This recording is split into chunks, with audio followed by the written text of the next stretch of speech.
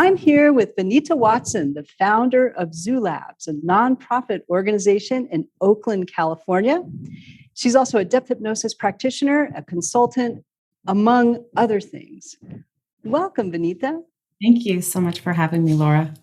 Well, I'm really excited to get to talk to you today, and there's a lot to cover. But before we get to your amazing organization, Zoo Labs, that you created with your husband to help bring more support to BIPOC people in the arts, Black, Indigenous, and people of color, people who are greatly marginalized still today in our culture.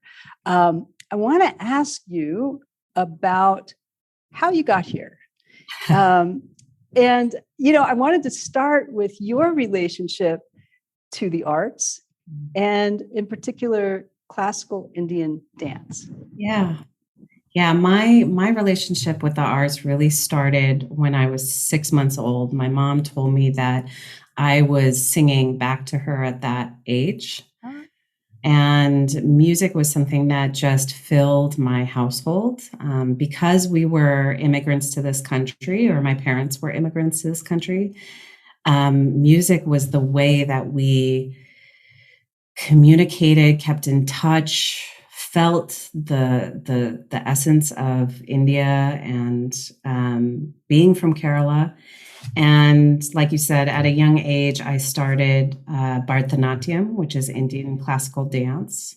And I ended up studying that for 20 years.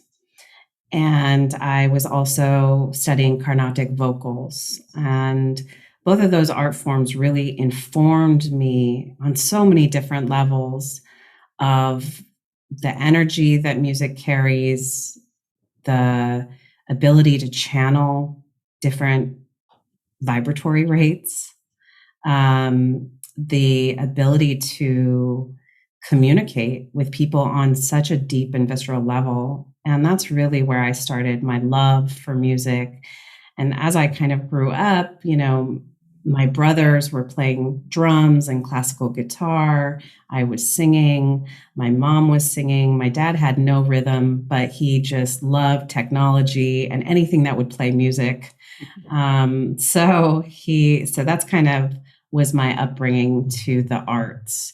There was a moment though, when I was about 18, where I thought, either I'm going to go professional or I need to figure out how to support myself outside of my family. And that felt like a really big decision for me. And I ended up making maybe the arbitrary choice of leaving the arts and trying to study business and sociology and communication so that I could get a quote real job. Mm-hmm. And I ended up kind of not coming back to the arts until I was a little bit older. Where that kind of pushed me back into this realm, and Zoo Labs kind of was created. Fascinating. I think I read somewhere in a biography of yours that your path has been divergent. Yes. And how would you describe it as divergent? Oh my. A little bit. I think I've always really led with my heart, and I often didn't know what that meant, but I knew that things didn't feel right. So I also knew that I needed to learn business skills. I needed to learn spreadsheets and finance and how to operate a business. My father is an entrepreneur, so I always felt like, okay, I need to get this entrepreneur skills under my belt.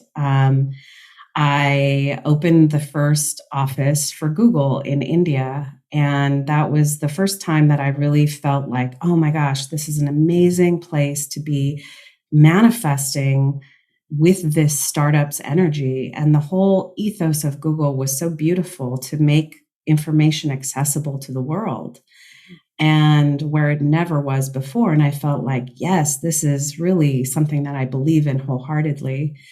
And I did that for a while. And then I thought, I really need to go to business school. And I ended up going to business school at an art school. And it was the first business program at an art school in the nation, at California College of the Arts. And it was fantastic because it showed me that business was an art, and I wasn't going too far from the arts. It was just the frame of reference that I was taking on it. I had my own textile business for a while. Mm-hmm. And that was a way for me to connect back to India and my roots. Mm-hmm. And it was very clear that I did not know anything about business, and that I failed completely. And that was kind of the start of my learning of entrepreneurship and how to build things that mattered to people. Yeah. Wow. Yeah. And I'm going to throw one more thing out here. I'm sure it's not the only thing, but that you've done, but you pioneered a wellness initiative at Johns Hopkins Medical Residency. I did. Yeah. Can you talk a little about that? Yeah, that was a very much a project from my soul. My dear friend Priya Palagumi, who had been studying at Johns Hopkins, I was watching her through this residency program, and she was caring for so many people, and she had no time to care for herself. I remember talking to her and her saying, I've got these lumps in my breast, and I just don't have time to go and check it out. And I thought, this is insane. Mm-hmm. You are at a medical facility every day, and you are not able to take the time for yourself so that you can replenish to care for others. And she ended up dying very suddenly. Oh, wow. A month before she graduated. And it wasn't from the lumps in her breast. It was actually an unknown cause. They said at that time, 11% of people die from unknown causes. They couldn't identify it. She died within less than 24 hours. And it led me on this deep grief, but also this fire in my belly to change the system. And thankfully, Johns Hopkins was open and receptive. And they knew there was a problem. They didn't know what the problem was. Mm-hmm. And they had very much a culture of like the military, mm-hmm. Very rigid, and, we've got to get these people trained up, and it's got to be hardcore, and there's no breaks. And this is how, it's like a badge of honor. Mm-hmm. And we ended up shifting that to saying, well, maybe it's not like the military, maybe it's more like a marathon. Mm-hmm. And maybe, in marathons, there are water stations. Right. And maybe you can take some breaks. And so we redesigned things. We really used design strategy and redesigned the whole program, even where the water was. I mean, it was like small things. Wow. That made a big difference, because, sometimes doctors had 10 patients between them in the bathroom, mm-hmm. or them in the water cooler. Mm.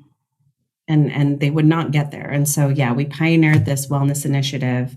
It ended up really leading the nation in this discussion around wellness and what we needed to do in order to readdress the conditions of residents in training, so that they could continue being healthy or maintaining their health, or at least replenishing themselves. Mm-hmm. Yeah. Oh, that's so great.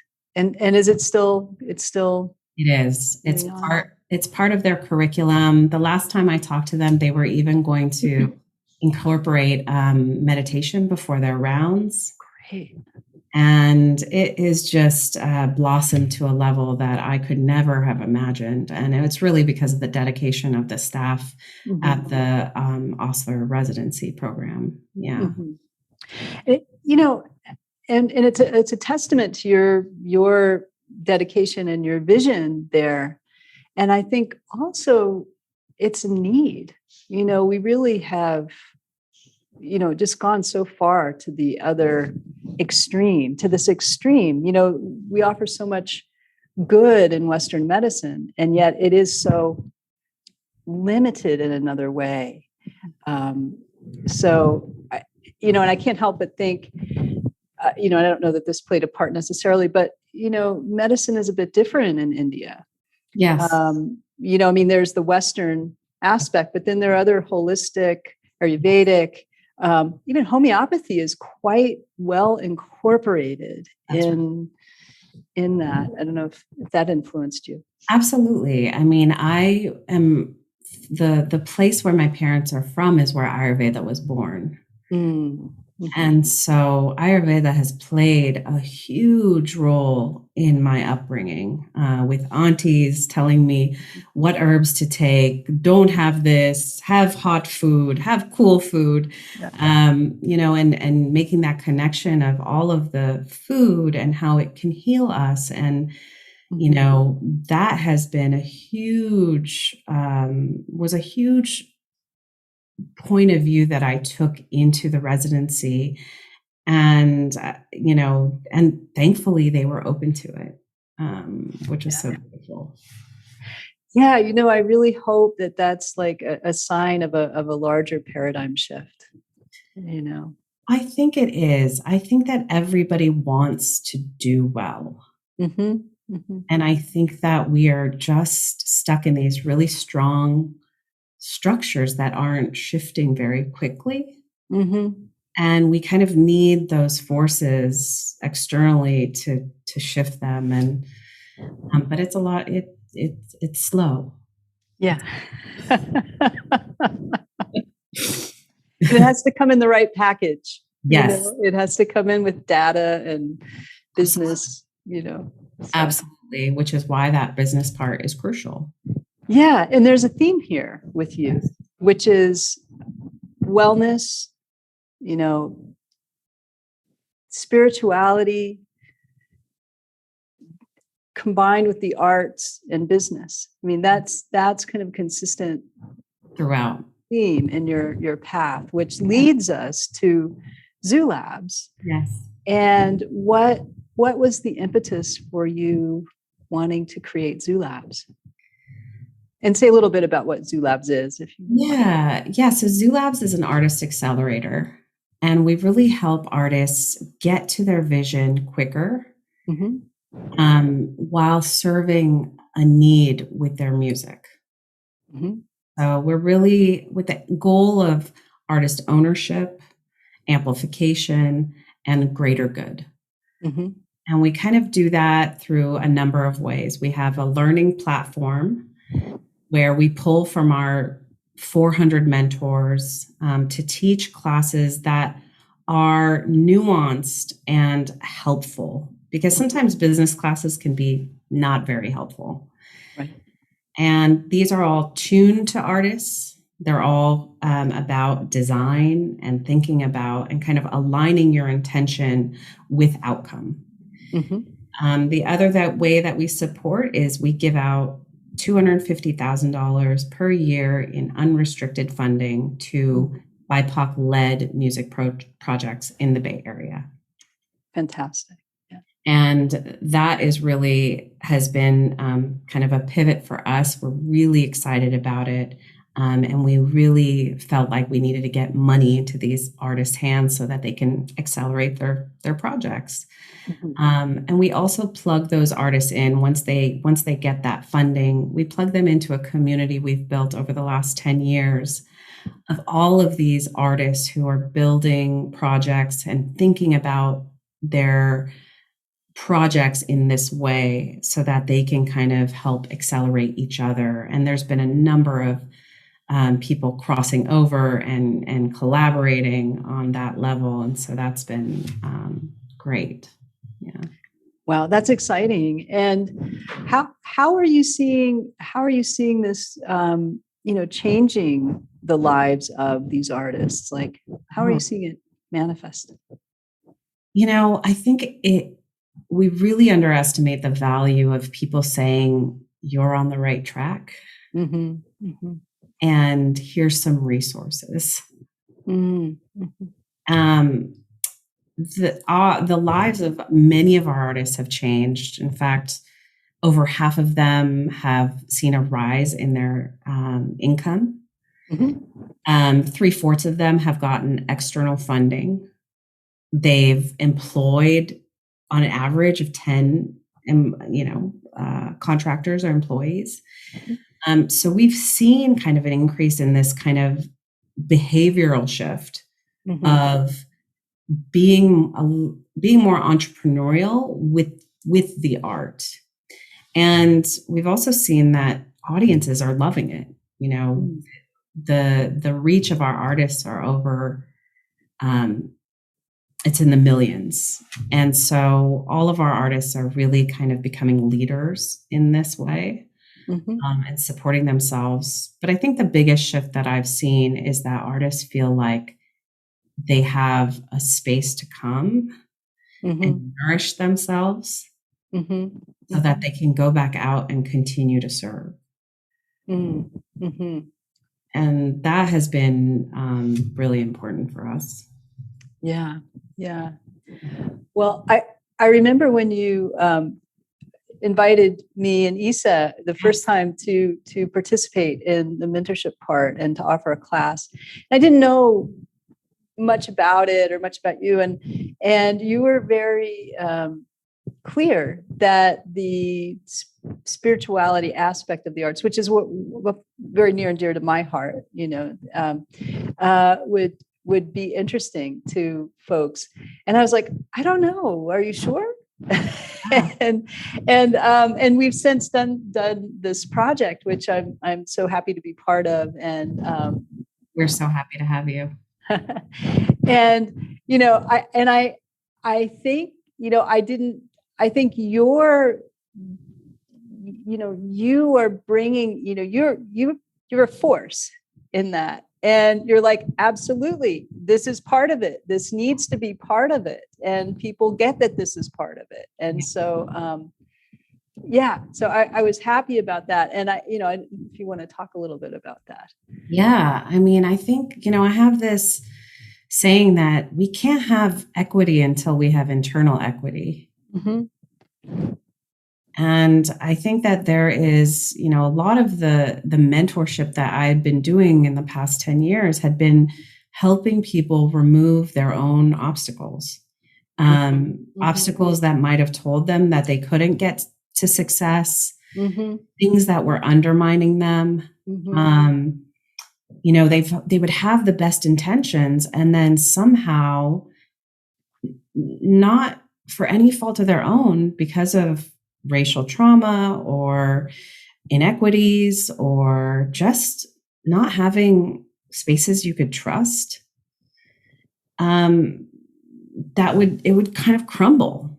And I started seeing that even with the best intentions and the best project, it wouldn't move forward until you dealt with that internal alignment. Right. And from the beginning, we've always had that kind of spiritual component. We might not call it the spiritual component, but it was always this, let's look inside to make sure that we're kind of aligning. And, artists really worry about being inauthentic, especially when it comes to business and money. And it's kind of like this, no, I can't do that. Money and business is not what I'm about. I'm about the pureness of the music. Well, that's fine. We always say that's completely fine. But if you want to be successful and you want people to know you and you want to do something that's meaningful, then this is the program for you. If you don't, then that's okay. Continue making your art, and that's totally fine. There's a place for that.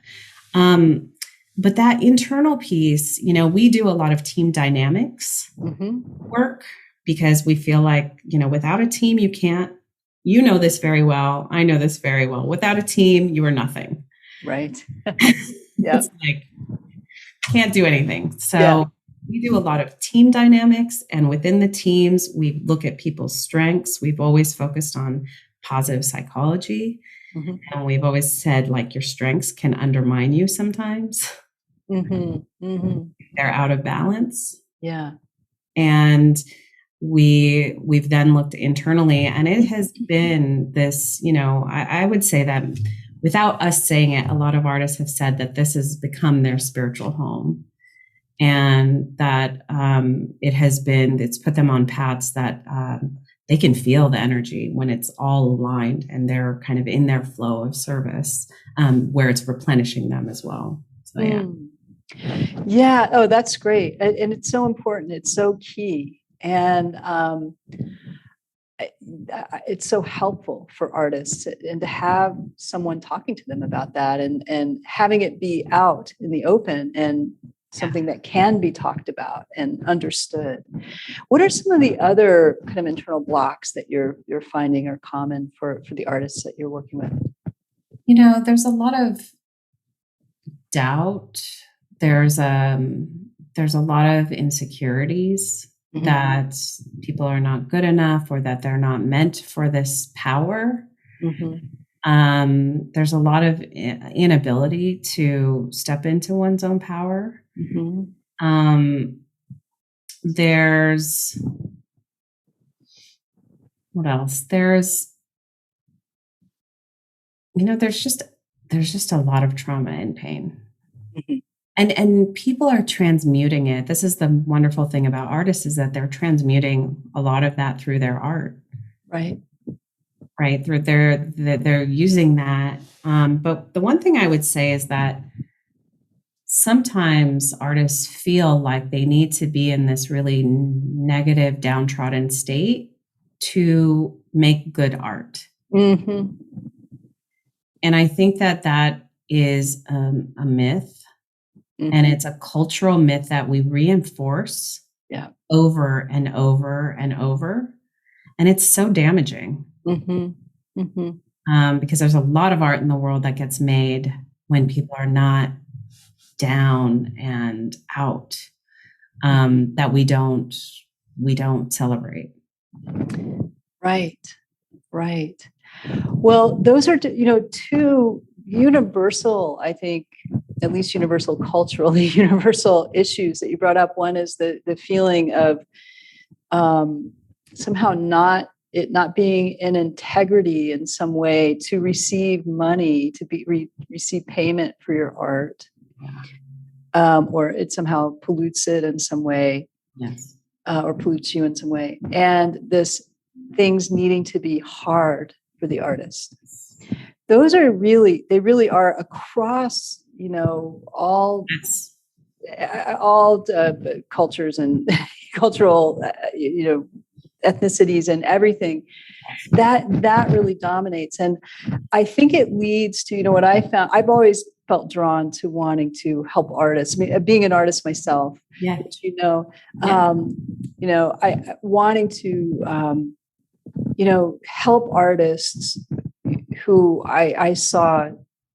There were so many, suicides and deaths and alcoholism, drug abuse. That's right. And it's a misunderstanding. And I'll just say a couple of things about that. One is the idea that artists are transmuting their experience of pain, of grief, of suffering, is true, and it's such a powerful and healing process. Yeah. And I know for me, the experience of writing music was always the gift. And I felt like what I did externally, that was everybody else's. They took it and it was theirs at that point. It wasn't mine anymore. Right. But I had this private moments of really experiencing something larger than myself that was very healing. Yeah. And so that was very, very powerful for me. But there is this really intense belief, and I think if you don't separate it out, that this is something larger than you that you're working with, that is working on you and working beyond you. Yes. That it gets stuck in the ego, and then the shadow kind of runs it in a way, like, so that there can be that belief, well, I have to be depressed to write, or something like that. And I always say, you do not have to cut off your ear to be a great artist. That's right. That's right. It becomes this habit, and it becomes part of their creative process. And one of the things we wanted to do was have healthy artists. We wanted to, Yeah. Our whole goal when we had the in-person residency, at least, was to feed them, Yeah. have a place at the zoo, make sure that we're all stable, where our blood sugar level's good, we don't have to be in this downtrodden state to create. And, there's something that you said that was really interesting, which is, that private moment of creation. I think that there's some artists who they are, I was talking to an artist a while back and it made a really big impression. And he said, I am afraid to birth things. And, it was like the whole process of creation was so healing for him. And then it was just like putting it out into the world was just scary. And,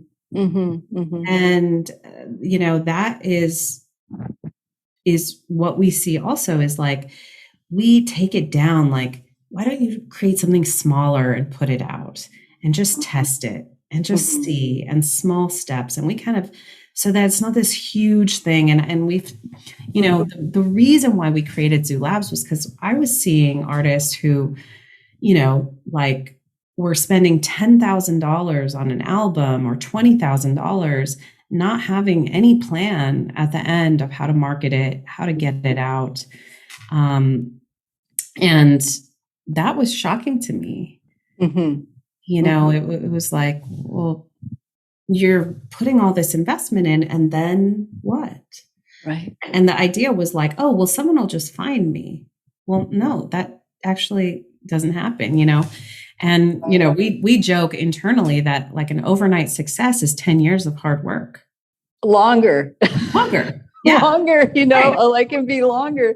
Right. Yeah. Yeah. And so that overnight success is that 10 or 20 years is never talked about, never seen. People just think it kind of arose. And that's like a myth we try to knock down as well. Yeah. Because it's like, no, it's a lot of hard work. Yeah. Yeah, it is. Yeah. Just thinking about that, with the exception of Billie Eilish, who was really young, but she had her 10 years. She did. She did. Yeah, that's true. If you look at any like best new artist, the Grammys, and you actually track them back, it will be a long road. And she had a team. A great team. And a brilliant brother. Absolutely. Absolutely. Right. I mean, she's brilliant as well. But, parents who are like, go for it. Yeah. Yeah. Yeah. All of those things that most people don't have starting out. Right. Exactly. And so how great is it that, you provide this platform? It's been an honor, to be honest. I never thought my life would end up in this realm. And I'm so honored to do this work and to see the amazing creations and the life force that's put into these projects, and so wanting to serve in positive ways. And that's the other thing, the moment artists get paid, they're putting that money back out to serve people. It's not like they're holding on to it. Yeah. So it's just this beautiful process, and it's an honor. Yeah. And I know you've recently made some changes at Zoo Labs. Yes. And that sounds really exciting. Will you talk a little about that? Yes. Oh, we're so excited. It is thrilling. I always felt like when we bought that building, we operated out of a building in 7th Street in Oakland. And it's near the Acorn Projects, across the street from it. Primarily Black neighborhood. And I always felt like I felt like we were waiting and holding it.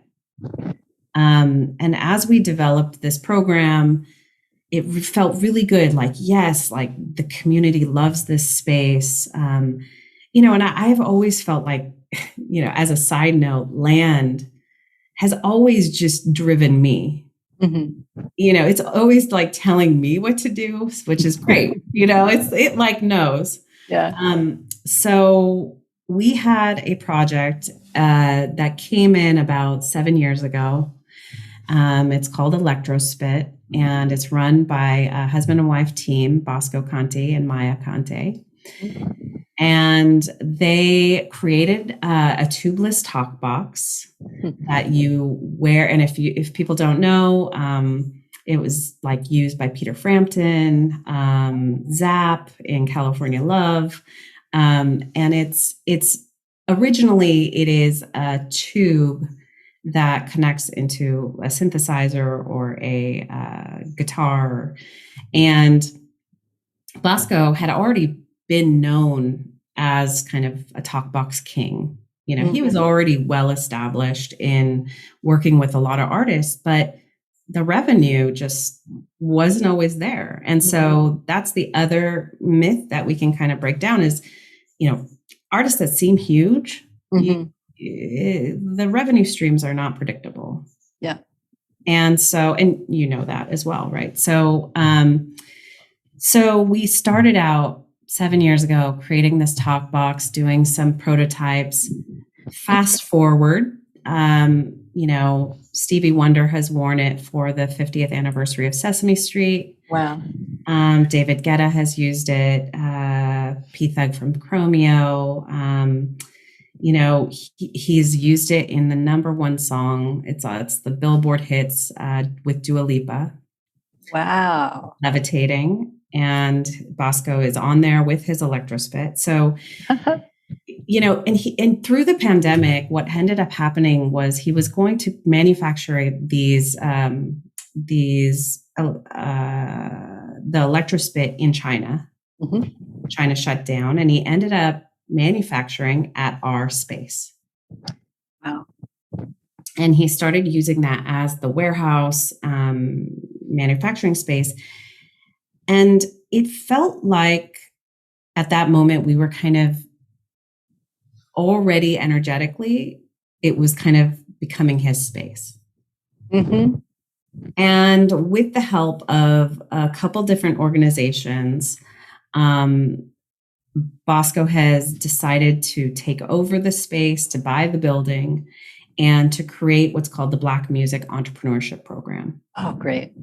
And what BME will do is similar to what Zoo Labs did in person, really bring Black music entrepreneurs into the space and help them level up quickly.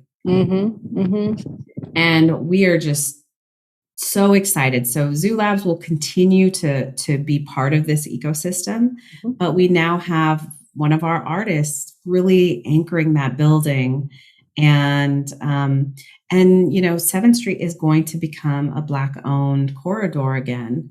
And that's what the vision is. And so we are just so happy to be part of that story and that legacy and that small part of, 7th Street was also the jazz corridor back in the day. And so we really were cultivating music and, entrepreneurship there because it had always been there. And so we were just kind of going with that legacy.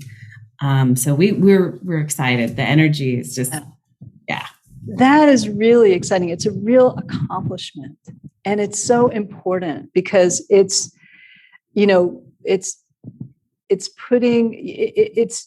investing in the community. It's building the community. Yeah. And it's very moving. I'm really, really impressed. I remember the first time that we had some West Oakland residents, longtime residents, come into the zoo, the studios, and they said with such pride on their face, like, we can't believe this exists in our neighborhood. And I felt like we've done what we've come to do. We've put the investment here, we stabilized it, and we're passing it on to the rightful owners and the rightful people to take it to, they're gonna build way past us. It's I'm just so, it's lovely. It's amazing. And it's like, and it really takes vision also to know when, your part in it is shifting. Yeah. And it needs to move into this other way of being. Oh, that was hard. Yeah. That was hard for me. Yeah. I'll say that I felt every day like I was pushing Zoo Labs uphill. Mm-hmm. And, this infrastructure just didn't exist 10 years ago. And so we were really the first to really try to build it. Mm-hmm. And it's kind of that innovator's dilemma. It's like, you're too early. You're too Mm-hmm. early. Yeah. Yeah. And it's like, it got a little painful for a while, but I just was like, no, it needs to exist. And it can exist this way. And then as soon as I started to let go, mainly because of my own health, Mm-hmm. Mm-hmm. and I started to let go, and everything became more clear. Mm-hmm. It's like, oh yeah, I don't need to work that hard. Yeah. Yeah. There are other people that we can kind of, we all often use that visualization of the raft. Mm-hmm. We're all on this like raft together, and now we can just build organically and grow together, and that feels really good. Well, that's exciting. Yeah. I just wanted to get your take on kind of the temperature of these times of, it's hard for any artist, who doesn't have funding and, support and all of that, but especially for minority artists. And, I'm just wondering, and you've contributed so much and again, to this local, program. What's your temperature on things now for artists of color, and how has it changed? Or it's definitely changing because of the events of George Floyd, because the pandemic somewhat quieted everyone enough to hear the structural issues that we're facing. And now you're seeing companies having diversity measures. They're really trying to pour a lot of resources and energy into opportunities. Yeah. So I would say that there are a lot of opportunities right now for people of color, minority projects. It's whether those people are ready to meet that opportunity. Right. And that's why we've kind of have all of the classes on Zoo Labs learn open and free. That was really important to us because there is opportunity now, and these are resources. And the landscape is changing, but it's changing for, I think artists are really becoming aware that they need to own their music. Yeah. Yeah. And different ways of ownership. You're seeing the NFT realms, opening up. Blockchain is kind of, this technology is opening up opportunities. We'll see where that goes. Everybody thinks it's like the next thing, and we'll see. But what I do know about technology and music is that music follows technology very closely. Yeah. It always has. And so, I think that there's a lot of opportunity for ownership, owning what you develop, your own content, and having that ownership travel with it, at least digitally. Now, in the realm of reality and concerts and things like that, I think that there continues to be opportunity, but it's clear that you kind of hit a ceiling when you're just I don't want to say just a traveling musician, but there's only so much you can do unless you're scaling that audience really wide. And so most of the artists that we work are kind of in that. They're not, some of them are filling auditorium, huge stadiums, but the majority are really kind of looking at that more nuanced opportunities of sync licensing or shows. Now that you have writers that are of color writing TV shows, now you're getting a lot more sync opportunities with people of color to, do the soundtracks to them. So there's a lot of opportunity, and I feel very positive. I would say I haven't felt positive in it's been a long time. Yeah. But I do feel positive about the future and what it can do and where we can go. I think we also need to think about music and its role as one of our oldest programming languages. Yeah. And I think that the power it wields, and the more music we can get out there that's, filling a need and really like hitting people in positive ways instead of the kind of misogynistic, patriarchal messages that can often be found in music. Yeah. I think that the opportunity there is huge. Yeah. So hopefully that will change as well. Yeah, I hope so. Swagger music. Swagger music. I haven't heard that. I made it up. Okay. That's why I don't feel that. Yeah. I love that idea of, making things more positive. And that there being a need and a desire for more positive, because we do live in a culture where, we really glorify violence and we glorify swagger, and still in pop culture, and particularly in, the entertainment industry, it's still there, it's still, movies with needing more violence and, more sustained violence. And it has to, the next one has to be even more and more. So, but it feels like there has to be another side to that. Yeah. Which is not unlike, it's a stretch here, but, medicine getting so extreme to one end, it needs this other softness, this balancing. And so I think as a culture, we're in such strife, and in such conflict, that we need we need in the arts this more softer, more hopeful and positive, I think, messaging, which is and I think it could still have a dope beat. It's got to have a dope beat. It has to. The groove is everything. Yes, and it can be groovy and funky and exciting and upbeat and electronic, and and it can choose to have a different message. Yeah, for sure. And there is more of that. And there's always been that. Yeah. And kind of going back to something we mentioned before, I think the more that, and what's been a big part of Zoo Labs and your mission, is the more that artists are given permission not to be depressed, not to be edgy all the time, to be themselves, to really just be happy and creative, and not embattled. Yeah. And we as humans are embattled, so it's understandably a part of the evolution of an artist and their work to explore that, perhaps, but to know that you can do that from a well-sourced, well-resourced, joyful place. That is the reason why I became a depth hypnosis practitioner.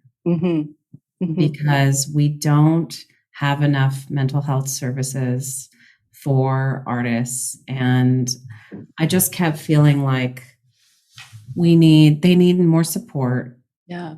They need more spaces. They need more people of color who they can go to. Yeah. Therapists, that is really lacking. And I felt like my tools only worked so much when there needs to be deeper support. And my hope is that there continues to be deeper support on that level so that we can break up that pattern. Well, I want to work with you in that arena. Yes. I'm excited to do that. Yeah, that would be great. Yes, I'm so excited. Yeah. And now I'm like, what does that mean? I don't even know, but we'll figure it out. Yeah. I have some ideas, but and that leads me to to ask, so what's next for you? You mentioned depth hypnosis, and what's your vision? now? What's next? Yeah. My vision is really, on the Zoo Lab side is to continue building this fund for artists, to continue getting money into their hands, to continue mentoring them, helping them align their visions, creating content on the Learn site, so that we can kind of address not only the beginning entrepreneurs, but the mid-level and entrepreneurs who are really running their businesses and getting going, and then getting into song, structures and kind of the creative side as well. And then my dedication is really to helping people, in the Zoo Labs, I always felt like I was continually directing people back to their higher selves and continually directing them back to their own power and their own visions and their own truths to make their art. And I will continue to do that with Depth Hypnosis. My plan is to build my business, my therapy practice, and help anyone who I can serve, and continue to lend my energy to breaking down structures that are not serving people equally and with equity and equanimity. And, that's as far as I've thought, about it.